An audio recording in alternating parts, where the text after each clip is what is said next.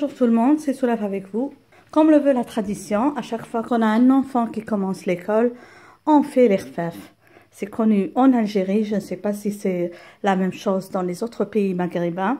Alors parce qu'aujourd'hui, le 5, c'est le début de l'école de tous mes enfants, même mon petit dernier qui va faire ses premiers pas à l'école. Alors pour cette occasion, j'ai fait l'irfaf. L'irfaf de ma mère, comme je les ai appris de ma mère. Donc je partage avec vous la recette. C'est une recette que j'ai fait à la main, pas au pétrin, parce que je n'ai pas un pétrin de bonne qualité. J'ai essayé à 2 reprises de faire cette même recette au pétrin, mais c'était un ratage. Du coup, je vous conseille vivement, si vous n'avez pas un bon pétrin, ne vous aventurez pas à faire cette recette avec. Directement, on passe à la préparation de la recette. Les ingrédients, vous allez les trouver en bas dans la boîte de description. Je vais commencer par tamiser la farine. Il faut toujours tamiser vos produits. Sucre, farine, sucre glace, semoule. Parce que des fois, il y a l'humidité, vous aurez des grumeaux. Tout ça, ça va influer sur votre recette, que ce soit un gâteau, un dessert ou n'importe quoi. Voilà. Je m'assure qu'il n'y a rien dans ma farine comme ça. Je vais faire la même chose pour la semoule. Voilà. Je mélange bien le tout comme ça. Et je vais ajouter le sucre et le sel. Une demi-cuillère à café de sel et une cuillère à soupe de sucre. Le sucre, j'ai pas mis toute la cuillère à soupe parce que tout à l'heure, je vais ajouter dans la levure. Vous pouvez faire cette recette au pétrin, mais comme mon pétrin, il ne pétrait pas bien la pâte, c'est-à-dire mon pétrin n'est pas aussi bien pour avoir une pâte élastique, je fais ça à la main. L'eau est tiède, donc c'est pas une eau très chaude. Juste pour ramasser la pâte un petit peu. Donc, avec les 375 g de farine et les 180 g de semoule, je vais tout d'abord ajouter l'équivalent de 250 ml d'eau pour pouvoir ramasser la pâte afin qu'elle soit facile à pétrir, et je commencerai après le pétrissage.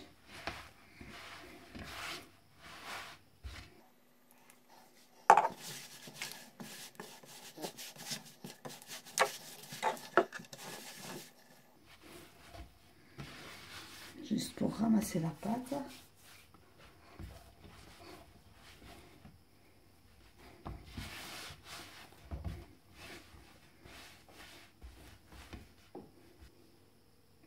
Là, j'ai ramassé la pâte. Donc, je vais juste pétrir un petit peu, puis laisser reposer la pâte et la reprendre chaque demi-heure pour la pétrir au moins 10 minutes. Donc comme vous voyez, ma pâte n'est pas trop ferme et elle n'est pas trop molle. Je vais faire ces pétrissages sans déchirer dans la pâte, donc on ne doit pas couper, mais juste rouler la pâte.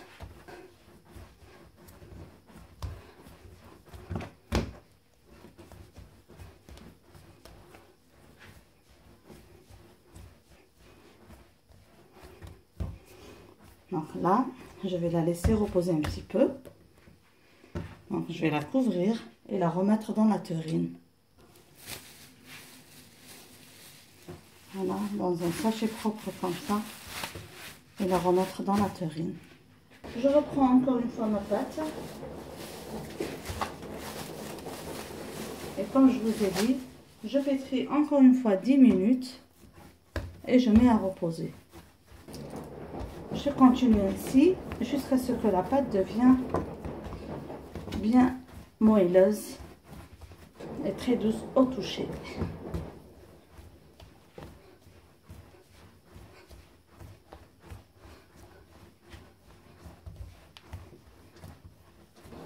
Il faut toujours rouler comme ça sans déchirer dans la pâte. Voyez, déjà deuxième pétrissage et elle devient très souple.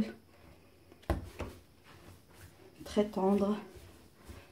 Plus on la laisse reposer, plus elle va être facile à pétrir. Comme je vous ai dit, vous pouvez faire ça au pétrin, mais moi mon pétrin n'est pas de bonne qualité il ne donne pas l'élasticité à la pâte. Alors je suis obligée de faire ça à la main.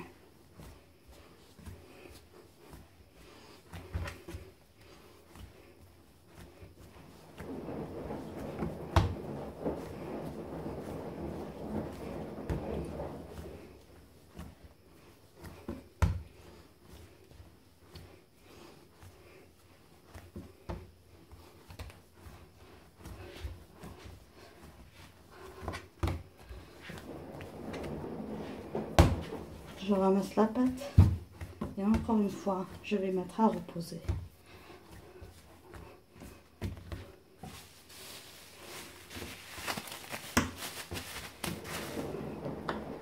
On reprend la pâte chaque 10 à 20 minutes pour la pétrir entre 3 et 5 minutes. On fait cela pendant presque 4 à 5 fois. L'opération va vous paraître un peu longue, mais franchement, c'est meilleur parce que plus la pâte va reposer, regardez comment elle devient plus douce. Je n'ai pas encore ajouté de l'eau. Plus elle va reposer, plus elle va devenir douce et souple.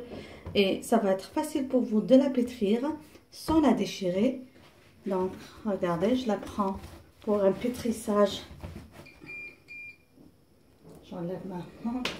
Je la prends pour un pétrissage, regardez comment elle est souple, de presque 3 à 5 minutes, comme ça. Je fais cette opération 3, 4 ou 5 fois, selon votre temps. Si vous avez beaucoup de temps, vous pouvez pétrir encore et encore et encore. Regardez, la pâte est super souple. En même temps, elle est élastique. Parce que j'ai pas coupé. Pour moi, ça c'est la 4e fois que je vais pétrir. Je vais pétrir encore une fois 3 à 5 minutes. Je laisse reposer 20 à 30 minutes. Puis je reprends une autre fois pour commencer à pétrir avec de l'eau. Et aussi pour ajouter ma levure.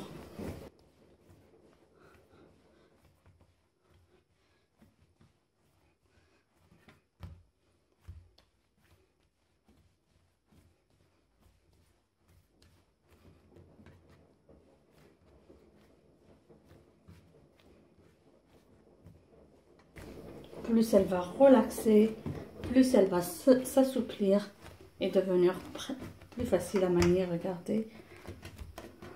Là, si je pétris longtemps, elle va devenir encore plus élastique. Je reprends. Voilà, j'ai pétri ici pendant 5 minutes. Je remets encore la pâte dans un sachet bien propre et je laisse encore une fois reposer. Je reprends la pâte. Voilà, elle a bien reposé, donc, vous voyez.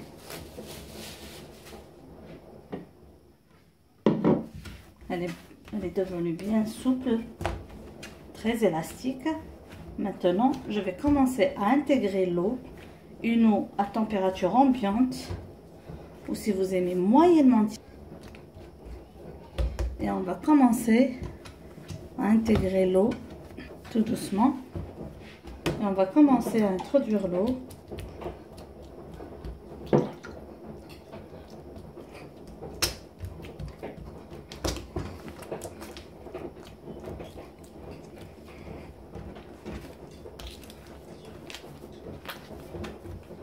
On va introduire l'eau tout doucement et ramasser la pâte de la même manière. C'est exactement comme les msemen. Comme je vous ai dit, vous pouvez faire ça au pétrin, mais moi, mon pétrin, il déchire la pâte, du coup, je n'obtiens pas au final une pâte bien homogène.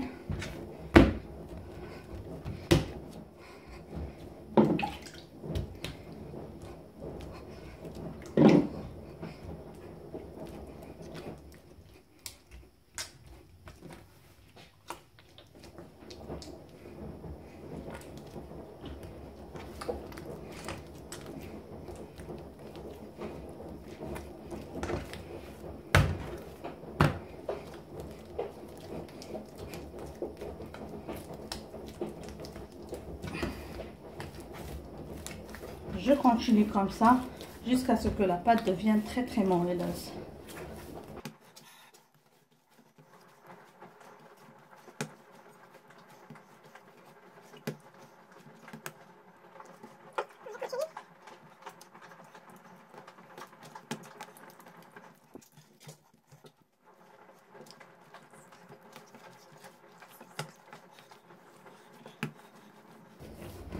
Vous voyez, elle devient de plus en plus souple. Elle va devenir encore plus collante.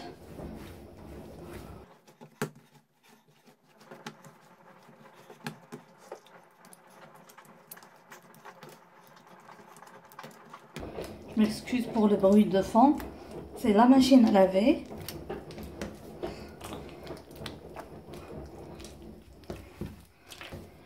Jusque-là, j'ai ajouté l'équivalent de 100 ml d'eau. J'avais ramassé la pâte avec 250 ml d'eau. Et là, je suis arrivée à 100 ml d'eau. Et je continue encore à ajouter l'eau jusqu'à ce que la pâte devienne bien élastique et plus souple que ça. Je vais ajouter la levure.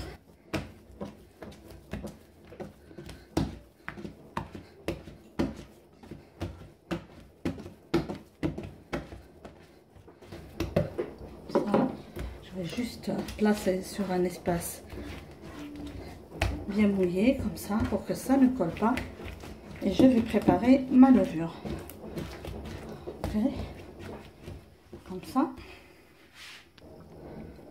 Pour la levure, on va diluer une cuillère à café de levure avec un peu d'eau tiède. Je vais tout d'abord ajouter un peu de sucre parce que il aide à activer la levure. Et j'introduis un petit peu l'eau tiède. Alors si vous avez la levure fraîche, c'est encore mieux. Moi j'ai utilisé la levure sèche instantanée. On n'a pas besoin de diluer cette levure dans l'eau, mais pour l'intégrer à la pâte, je fais cette opération. Je vais laisser juste le temps de s'activer et on va intégrer cette levure à notre pâte. Voilà, là je vais introduire la levure tout doucement. Donc, comme on faisait tout à l'heure, comme ça, jusqu'à ce que toute la pâte absorbe toute cette levure.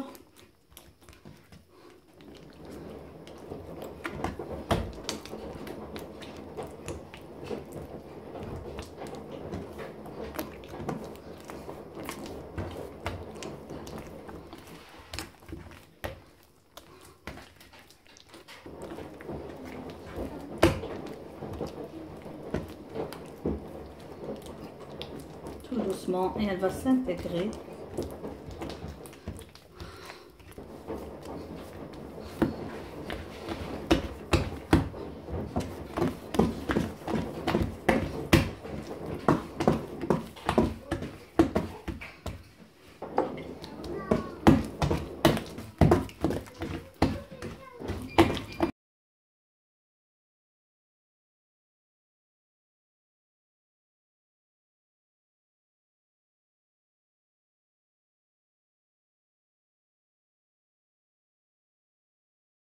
Continue à ramasser et à aérer ma pâte.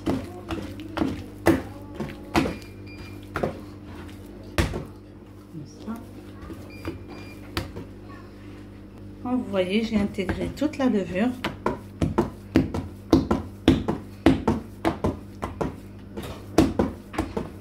Là, de cette manière, je suis en train d'aérer la pâte. Je vais la placer dans un bol un petit peu mouillé et je vais laisser reposer au moins 1 heure jusqu'à 1 heure et demie. Je vais ramasser ma pâte en une boule et je vais la mettre dans mon saladier pour une levée de 1 heure jusqu'à 1 heure et demie. Ça va dépendre bien sûr de la température de la pièce. Alors comme vous voyez, la pâte a super bien gonflé.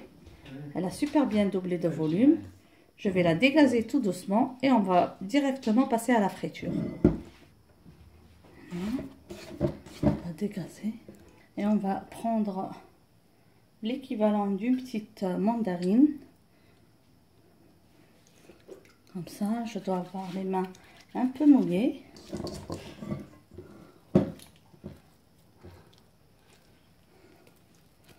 Comme ça, on arrange un petit peu.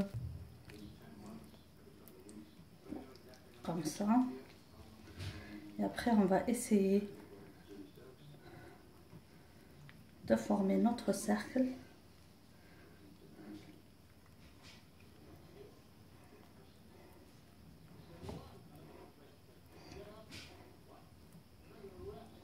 On ne va pas tremper entièrement nos sponges ou nos fèves dans l'huile pour que ça gonfle bien. Donc je fais ce geste comme je vous ai dit. Je fais relever comme ça pour que les beignets ne soient pas plats d'en bas. Et là, je vais commencer à mettre de l'huile par-dessus.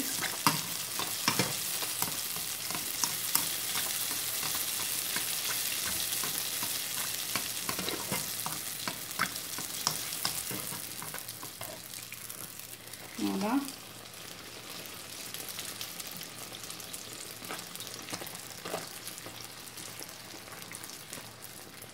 Ils sont magnifiques, super réussis.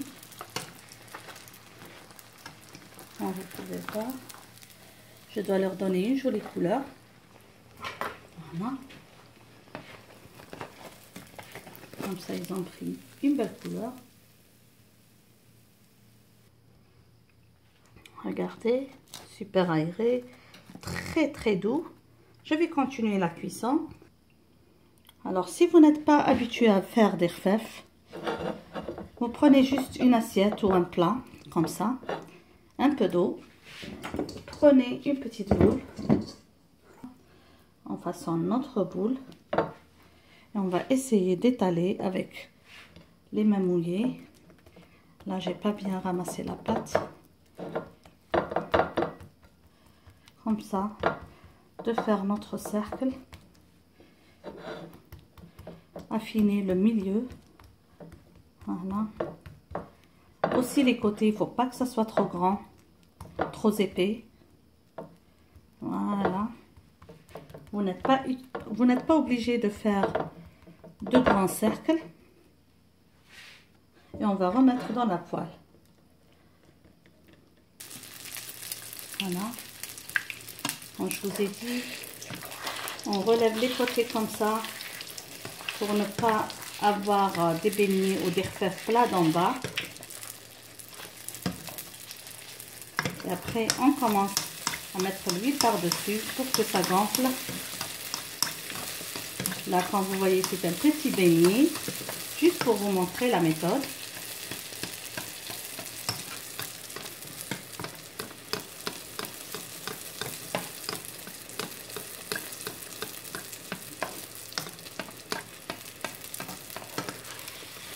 On cuit sur l'autre côté et on continue ainsi jusqu'à l'épuisement de toute la pâte.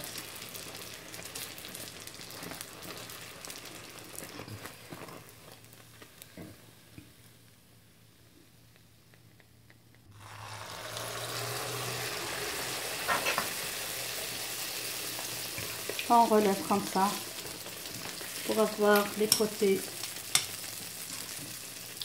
pour avoir le dessous gonflé aussi. Je ne veux pas avoir le dessous plat, comme ça.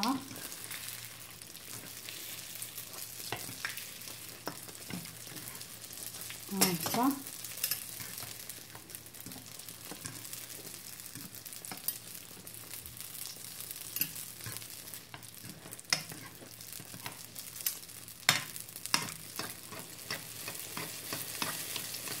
Et on commence à mettre l'huile par-dessus. Il ne faut pas submerger dès le début votre rfèf dans l'huile, sinon ça ne va pas trop bien gonfler comme ça.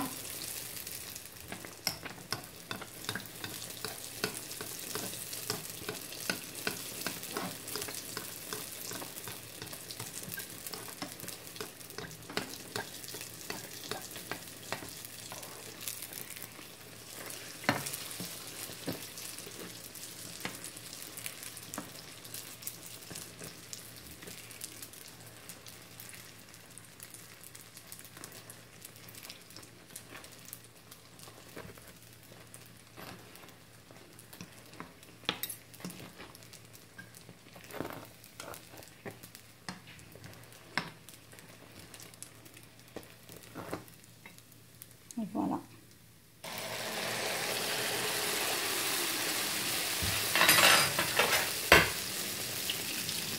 Comme je vous ai dit, toujours, je relève comme ça pour avoir des beignets gonflés des deux côtés. J'aime pas les beignets plats d'en bas.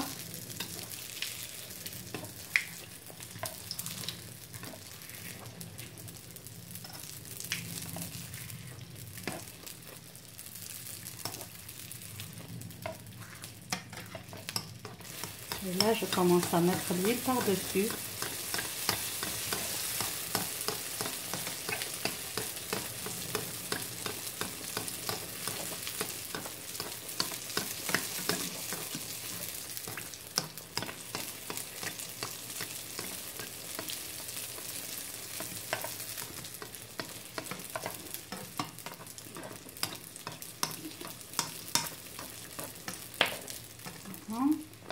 Je tourne sur le second côté pour que ça prenne une couleur des deux côtés.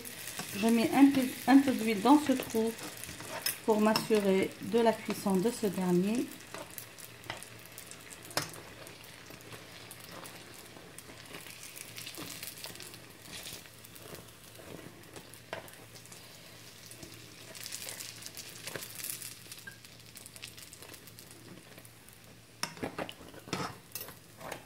Voilà, magnifique beignet. J'espère mes amis que vous avez aimé cette réalisation. Maintenant, on va passer à la dégustation. Voilà mes amis, j'espère que vous avez aimé cette réalisation, que vous allez la réaliser. Merci encore une fois de m'avoir suivi et à la prochaine.